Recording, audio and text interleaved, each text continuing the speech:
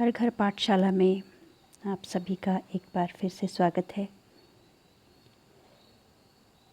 बच्चों, हम चर्चा कर रहे थे 1857 के विद्रोह की और उसमें हम शुरुआत में हमने पढ़ा उस विद्रोह के राजनीतिक कारणों के बारे में, धार्मिक और सामाजिक कारणों के बारे में। इसी चर्चा को आगे बढ़ाते हुए आज हम बात करेंगे आर्थिक और सैनिक कारणों पर। इन्होंने भी बहुत ही महत्वपूर्ण रोल अदा किया 1857 ईस्वी के विद्रोह में, या कहें प्रथम स्वतंत्रता संग्राम में। तो चलिए शुरुआत करते हैं हम चर्चा की आर्थिक कारणों से। तो आप जैसा जानते ही हैं कि अंग्रेज़ों की या फिर ब्रिटिशर्स की जो साम्राज्यवादी नीति थी, इसका जो मुख्य उद्देश्य था वो था व्यापार में वृद्धि करना, जिससे कि वो ज़्यादा से ज़्यादा धन कमा सके। और इसी के चलते देश का आर्थिक शोषण हुआ। और यही आर्थिक शोषण 1857 ईस्वी का जो विद्रोह है उसका एक प्रमुख कारण था। अब अंग्रेज़ों ने अपनी इंग्लैंड के उद्योग और व्यापार की उन्नति के लिए जो भारतीय व्यापार था, कुटीर उद्योग थे, उनको नष्ट कर दिया था। और यहाँ तक कि उन्होंने भारतीय उद्योगों पर कई प्रकार के प्रतिबंध लगा दिए थे, जिससे कि इंग्लैंड के उद्योगों का ये भारतीय उद्योग मुकाबला ही ना कर सके और सिर्फ उन्हीं का व्यापार फले फूले। और तो और उन्होंने भारतीयों को जो कच्चा माल है वो सस्ते मूल्य पर बेचने के लिए मजबूर किया, और इंग्लैंड में जो माल बनता था उसको महंगा खरीदने के लिए वो मजबूर कर दिया करते थे, विवश कर दिया करते थे। और इसी के लिए इन्होंने पूरे देश में रेलवे का जाल बिछाया, यातायात के साधनों का विकास किया। और ये जो आर्थिक शोषण हो रहा था भारत का, और जो भारत बड़ा ही खुशहाल देश था, देखते ही देखते गरीब हो गया। और यही नीति अंग्रेज़ों की जो है, इससे भारतीयों में बहुत असंतोष फैला और उन्होंने ऐसे शासन का अंत करने का निर्णय ले लिया। इसी के साथ अगला भूमिपतियों का विनाश। तो जब ईस्ट इंडिया कंपनी ने जिन राज्यों को जीता था, वहाँ उन्होंने नई राजस्व व्यवस्था लागू की, जिसके बारे में आप पहले अध्ययन कर चुके हैं। इसी क्रम में उन्होंने बहुत सी जागीरों को जब्त कर लिया, कोई ना कोई बहाना लगाकर कि भाई आपके पास इसके कागजात नहीं हैं, अब प्रमाण पत्रों का अभाव है, मतलब कि उचित अनुचित कारणों से भूमि जब्त कर ली। और जो जमींदार लोग थे, तालुकदार लोग थे, उनके अधिकार जो हैं वो समाप्त कर लिए। और इन जमींदारों को ये जो जागीरें थी ये पुरस्कार रूप में मिली हुई थी। और इसमें सबसे ज़्यादा तो भूमिका निभाई वो थे लॉर्ड विलियम बेटिंग ने, और बहुत सी जागीरें इन्होंने जब्त की। और जागीरें जब इन्होंने दी भी तो भू राजस्व की जो दरें थी, आप इसके बारे में पहले अध्ययन कर चुके हैं। 3 प्रकार के राजस्व प्रणालियां अंग्रेज़ों ने हमारे देश में लागू की थी।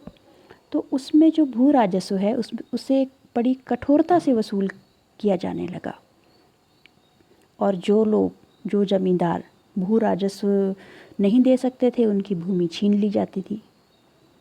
और इसी क्रम में 1852 ईस्वी में जो लॉर्ड डलहौजी थे, उन्होंने एक इनाम कमीशन की नियुक्ति की।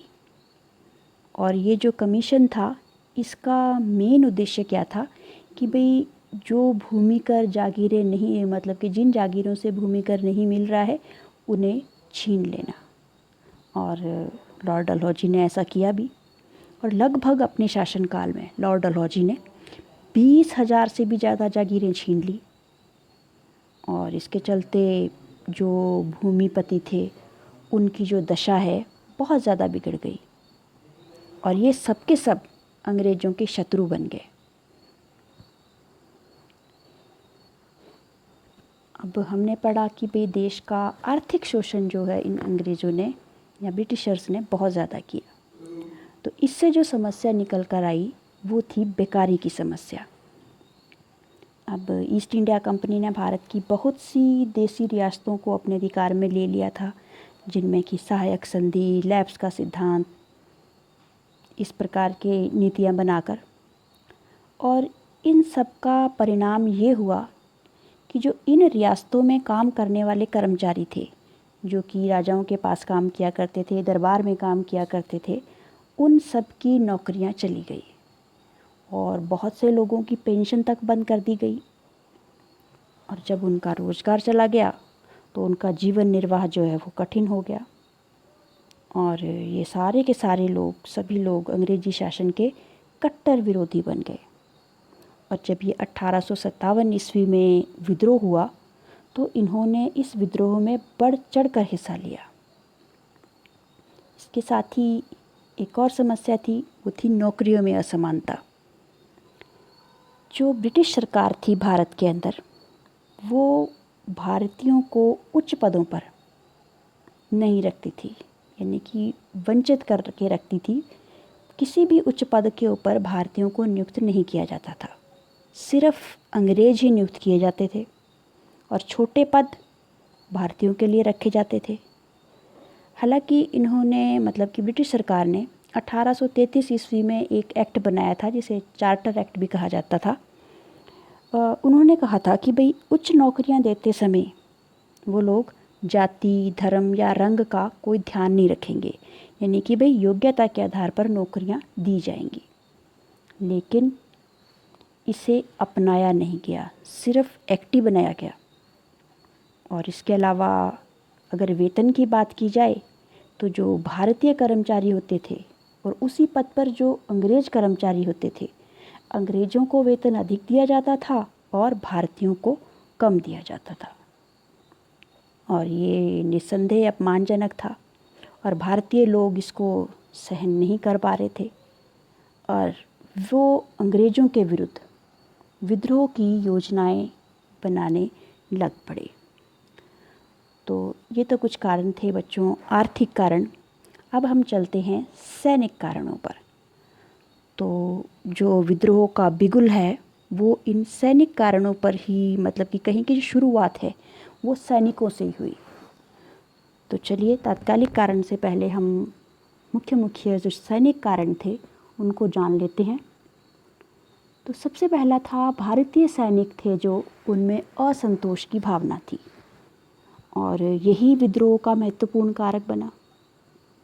अब जैसा कि हमने पहले भी इस बारे में चर्चा की कि भाई भारतीय कर्मचारी जो थे उनको उच्च पदों पर रखा नहीं जाता था। और अगर सेना की बात की जाए, भारतीय सेना की, तो भारतीय सैनिकों को पदोन्नत नहीं किया जाता था, यानी उन्हें किसी प्रकार की प्रमोशन नहीं दी जाती थी। और अगर दी भी जाती थी तो वो ज़्यादा से ज़्यादा सूबेदार के पोस्ट तक, यानी कि पद तक पहुंच सकते थे। और इसके साथ साथ ही एक ही पद पर नियुक्त भारतीय सैनिक और अंग्रेजी सैनिक, तो भारतीय सैनिकों को अंग्रेजी सैनिकों की तुलना में बहुत कम वेतन दिया जाता था।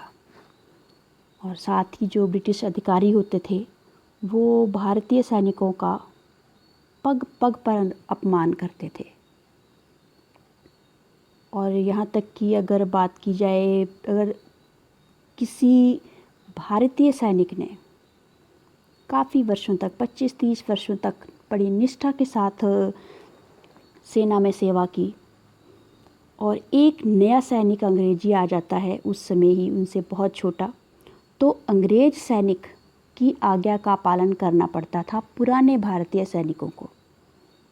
और इन सब के अलावा और कुछ धार्मिक रूप से भी कारण थे, जैसे कि भारतीय सैनिकों को तिलक लगाना, दाढ़ी रखना और विशेष प्रकार से पगड़ी बांधना, इन पर जो है वो प्रतिबंध लगा दिए गए थे। और इन कारणों से भारतीय सैनिकों में अंग्रेज़ों के प्रति बहुत रोष था। और इसके साथ जो अगला कारण था वो था आंग्ल अफ़गान युद्ध। ये एक युद्ध हुआ था 1839-42 ईस्वी के बीच, और ये अफ़गानियों और अंग्रेज़ों के बीच लड़ा गया था। अब तक, यानी कि इससे पहले तक, विश्व में जितनी भी लड़ाइयाँ हुई थी उन सब में अंग्रेज विजयी रहे थे, इसलिए उनको अजय माना जाता था, मतलब कि इनको हराया नहीं जा सकता। लेकिन अफ़गानिस्तान के साथ ये जो युद्ध हुआ था, पहला युद्ध, इसमें अंग्रेज़ों को बड़ी ही विनाशकारी हार का सामना करना पड़ा और अंग्रेज़ों ने इस युद्ध में लगभग 16,000 सैनिक भेजे थे और इसमें से सिर्फ एक ही जीवित बचा। और इस हार से जो अंग्रेज़ों की प्रतिष्ठा थी उसको बहुत गहरा धक्का लगा। जो भारतीय सैनिकों का इस बात का, मतलब कि हार का, जो अंग्रेज़ अफ़गानों से हार गए, इस बात का उनके दिलों पर बड़ा गहरा प्रभाव पड़ा। वो किस तरह कि वो सोचने लगे कि यदि वो भी इन अफ़गान लोगों की तरह योजनाबद्ध तरीके से अंग्रेज़ों के साथ अगर लड़ाई लड़ते हैं तो वो अंग्रेज़ों को अपने देश से निकाल सकेंगे। इसके साथ ही अगला कारण था भारतीय और अंग्रेज़ी सैनिकों की संख्या में अंतर।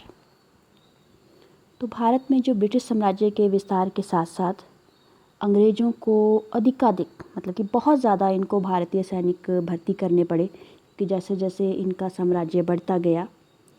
और इसी बीच 1854 ईस्वी में इंग्लैंड का क्रीमिया के साथ युद्ध शुरू हो गया। तो बहुत से अंग्रेज़ी सैनिकों को भारत से इंग्लैंड को बुलाना पड़ा और इस स्थिति के अंदर क्या हुआ कि जो भारत के अंदर ब्रिटिश सेना थी उसमें भारतीय और ब्रिटिश सैनिकों का जो अनुपात है वो बहुत कम हो गया।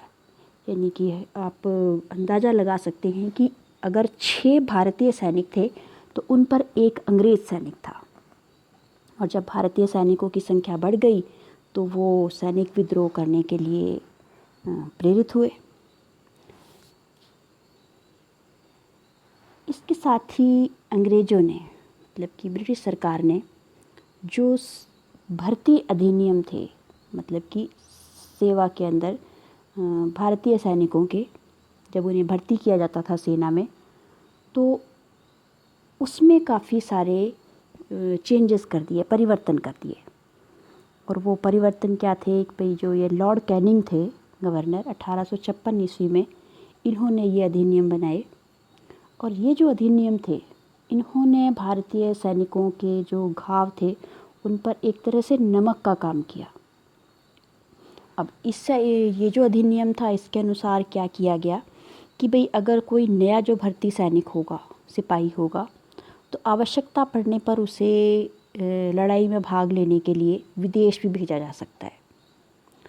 बच्चों, उस समय तक जो भारतीय सैनिक है या फिर हम कहें कि भारतीय नागरिक भी समुद्र पार जाना पाप समझते थे।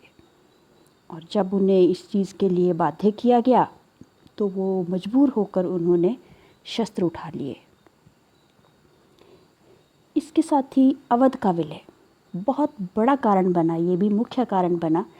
सैनिक का असंतोष तो था ही था, लेकिन अवध का जब विलय किया लॉर्ड डलहौजी ने 1856 ईस्वी के अंदर, अवध के जो नवाब थे वाजिद अली शाह, हमने इसे पहले भी पढ़ा था कि शासन में कुप्रबंध का आरोप लगा के अवध को ब्रिटिश साम्राज्य में मिला लिया। इससे जो ये कंपनी की सेना थी, ईस्ट इंडिया कंपनी की सेना थी, उसमें विद्रोह का वातावरण बन गया। कारण ये था कि भाई जो अवध था उन्होंने ब्रिटिश सेना में या फिर कहें कि अंग्रेज़ों के साथ बड़ी वफ़ादारी से उनका साथ दिया था। और सेना के अंदर भी जो सैनिक थे, लगभग अगर हम कहें तो 75,000 के आसपास सैनिक जो थे वो अवध से संबंध रखते थे। और भारत में जो इतना बड़ा साम्राज्य फैला अंग्रेज़ों का, तो इसमें उन सैनिकों का भी बहुत बड़ा हाथ था। और वो ये बात सहन करने के लिए ज़रा भी तैयार नहीं थे कि भी अंग्रेज़ जो हैं वो उन्हीं की रियासत पर अधिकार कर लें। तो जो ये अवध का विलय था, इसने भी आग में घी डालने का काम किया। इसके साथ ही आप कई बार सुनते भी होंगे अफवाहें, और इन अफवाहों का भी एक बहुत बड़ा इतिहास है। इसके बारे में हम अगले खंड में चर्चा करेंगे। तो 1857 के आसपास एक अफवाह भी उड़ी थी जोर पकड़ रही थी, खासकर पूरे भारत में, कि भाई जो भारत में अंग्रेजी राज्य है वो केवल 100 वर्षों तक रहेगा। अब जो भारत में है अंग्रेजी राज्य की जो शुरुआत है, आप जानते ही हैं कि 1757 ईस्वी में प्लासी की लड़ाई के साथ जो है वो स्थापित हुआ था अंग्रेजी राज्य, जब इन्हें दीवानी अधिकार प्राप्त हुए थे। तो इस कारण जो बहुत से लोग हैं वो ये विश्वास करने लग पड़े थे कि भारत में जो अंग्रेजी शासन है उसका जो अंत है अब निकट है। और इस अफवाह का भारतीय सैनिकों पर भी बहुत प्रभाव पड़ा, इसलिए उन्होंने विद्रोह की तैयारियां शुरू कर दी। अब एक ब्रिटिश इतिहासकार सर माइकल एडवर्ड्स, उन्होंने अपनी पुस्तक में लिखा है, उनकी पुस्तक का नाम है battles of the Indian mutiny. इसमें उन्होंने लिखा है कि भाई अग्नि के लिए ईंधन तैयार था और केवल एक चिंगारी की आवश्यकता थी, और वो चिंगारी बनी चर्बी वाले कारतूस, जिसकी हम अगले भाग में चर्चा करेंगे। इसी के साथ हम आज की चर्चा को यहीं विराम देते हैं। Have a good day.